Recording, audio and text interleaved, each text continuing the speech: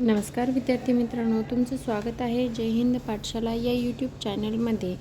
आज आपण राजघटनेवरील टीका व डॉक्टर B.R. आंबेडकर यांनी त्यावर दिलेली उत्तर अभ्यासणार आहोत. चला तर मग सुरुवात करूया आजच्या व्हिडिओला. तत्पूर्वी जर तुम्ही आमच्या चॅनलवर नवीन असाल, चॅनलला सबस्क्राईब करा, जास्तीत जास्त गरजू मित्रांपर्यंत शेअर करा आणि हो, व्हिडिओ आवडल्यास लाईक करायला मात्र विसरू नका.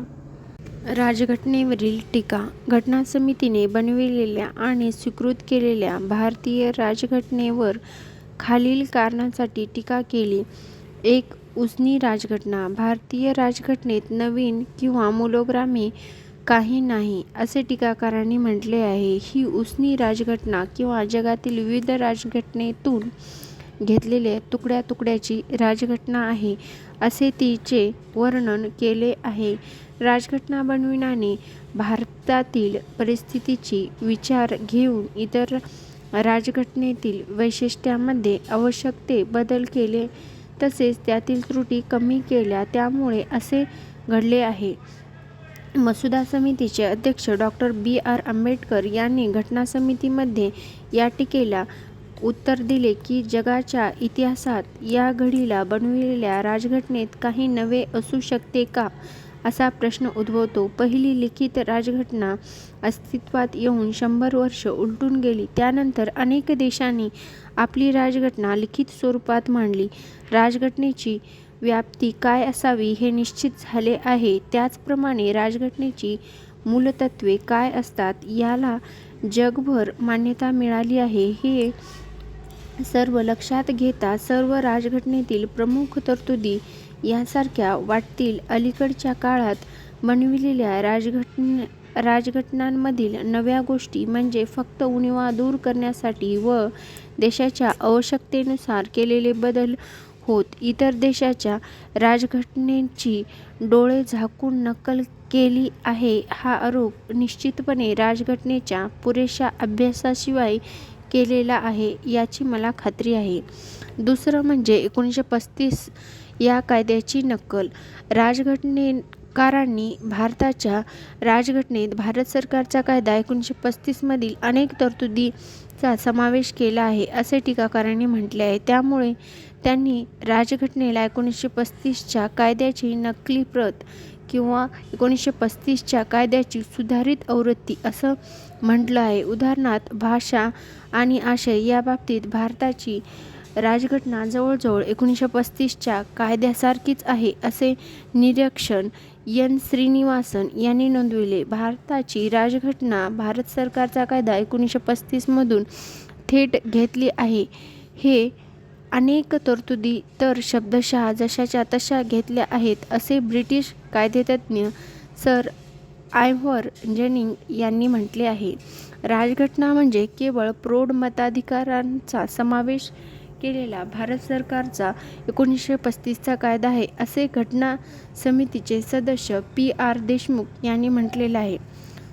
त्यावर डॉक्टर B.R. आंबेडकर यांनी घटना समितीत वरील टीकेला पुढील प्रमाणे उत्तर दिले. घटनेच्या मसुद्यात भारत सरकारचा कायदा 1935 मधील बराचसा भाग घेतला आहे, याबद्दल दिलगिरी व्यक्त करण्याची आवश्यकता नाही. दुसऱ्यापासून येण्याबद्दल लाज वाटण्यासारखे काहीही नाही. यात कोणतेही चर्यकर्म नाही. राज्यघटनेमध्ये मूलभूत संकल्पनांबाबत कोणाकडेही स्वामित्वाचा अधिकार नाही. भारत सरकारचा कायदा 1935 मधून घेतलेल्या तरतुदी मुख्यतः प्रशासनाच्या तपशिलासंबंधित आहेत, याबद्दल मी दिलगिरी आहे. तिसरं म्हणजे भारतीय किंवा भारतविरोधी. राजघटनेत भारतातील राजकीय परंपरा किंवा विचारधारा प्रतिबिंबित होत नसल्याने ही राजघटना अभारतीय किंवा भारतविरोधी आहे, असे टीकाकारांनी म्हटलेले आहे. राजघटनेच्या परदेशी स्वरूपामुळे ती भारतीय परिस्थितीला योग्य ठरत नाही व लागू पडत नाही, असे त्यांनी म्हटले आहे. आम्हाला वीणा किंवा सतार यांचे संगीत हवे होते, पण ते इंग्रजी घोष विषयाचे संगीत आहे. घटनाकारांचे शिक्षण त्या पद्धतीने झाले होते हे त्याचे कारण आहे, असे घटना समितीचे सदस्य के. हनुमंतय्या यांनी या संदर्भात म्हटले. त्याचप्रमाणे पश्चिमेचे गुलामी अनुकरण, त्याहून पश्चिमेला गुलामी शरणागती असे टीका लोकनाथ मिश्रा या घटना समितीच्या आणखीन एका सदस्याने केली आहे. या व्यतिरिक्त राजघटनेचा मसुदा ज्या आदर्शांवर आधारलेला आहे त्याचे मूळ भारतीय विचारधारेशी कोणतेही नाते दिसत नाही. ही राजघटना अयोग्य आहे असे दिसून येईल आणि अंमलात आल्यावर थोड्याच काळात कोलमडून पडेल, असे लक्ष्मीनारायण साहू या घटना समितीच्या सदस्याने म्हटले आहे. चौथं म्हणजे गांधीवादी नसलेली राजघटना. या राजघटनेत राष्ट्रपिता महात्मा गांधी यांचे तत्त्वे व आदर्श नाहीत व त्यामुळे ती गांधीवादी नाही, असे टीकाकारांनी म्हटले आहे. राजघटना ग्रामपंचायत आणि जिल्हा पंचायत यांच्यावर आधारलेली हवी होती, असे त्यांचे मत आहे. ज्या प्रकारची राजघटना गांधीजींना नको होती व त्यांना अपेक्षित नव्हती, नेमक्या त्याच प्रकारची ही राजघटना आहे, असे वर उल्लेख केलेल्या घटना समितीचे सदस्य के. हनुमंतय्या यांनी या संदर्भात म्हटले आहे. आंबेडकरांचा गांधीजींच्या चळवळीत सहभाग नव्हता आणि गांधीजींच्या आदर्शांना त्यांचा विरोध होता.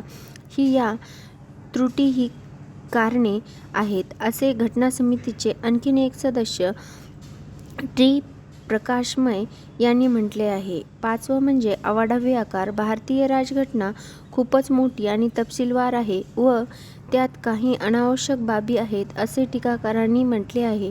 उसने घेतलेल्या तरतुदी दरवेळी योग्य प्रकारे निवडल्या नाहीत. सर्वसामान्यपणे बोलायचे तर यामुळे राजघटना खूपच मोठी आणि क्लिष्ट झाली आहे, असे निरीक्षण ब्रिटिश घटनातज्ज्ञ सर जनिंग आयव्हर यांनी नोंदविलेले आहे. आपल्या समितीसाठी हत्ती हे चिन्ह स्वीकारले आहे. आपली राजघटना जगातील सर्वात अवाढव्य राजघटना आहे यांच्याशी हे सुसंगत आहे, असे घटना समितीचे सदस्य एच. बी. कामत यांनी म्हटले आहे. आपली राजघटना अवाढव्य असावी यांच्याशी समिती सहमत नसावी याची मला खात्री आहे, असे त्यांनी म्हटले आहे.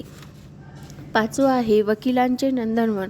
भारताची राजघटना खूपच क्लिष्ट व कायद्यात्मक आहे, असे टीकाकारांनी म्हटले आहे. घटनेत वापरलेली कायद्याची भाषा व वाक्यरचना याची ती खूप गुंतागुंतीची झाली आहे, असे त्यांचे मत आहे. हे वकिलांचे नंदनवन आहे, असे उल्लेख केल्यावर सर आयव्हर जनिंग यांनी म्हटले आहे. या मुद्द्यावर लोक विवाद करतील, लोकांचा न्यायालयाकडे जाण्याचा कल वाढेल, लोक सत्याने वागणार नाहीत, सत्य व अहिंसेच्या मार्गावरून लोक परावर्तित होण्याची अधिक शक्यता आहे.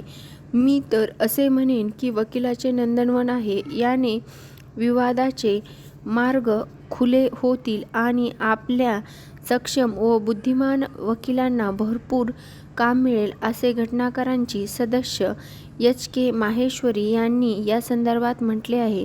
डॉ.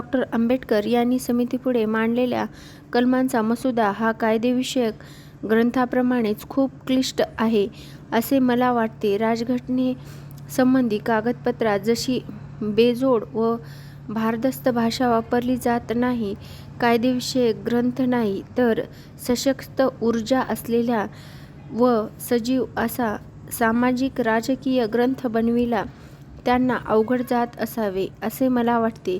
असे घडणार नव्हते व आपल्याला सहज कमी करता येईल असे शब्दनशब्द असलेली राजघटना मिळाली आहे, हे आपले दुर्दैव आहे, असे घटना समितीचे आणखीन एक सदस्य पी. आर. देशमुख यांनी म्हटलेले आहे. यावर सर्व टीका आणि टीकेला दिलेली उत्तरे आपल्याला नमूद केलेली आहेत.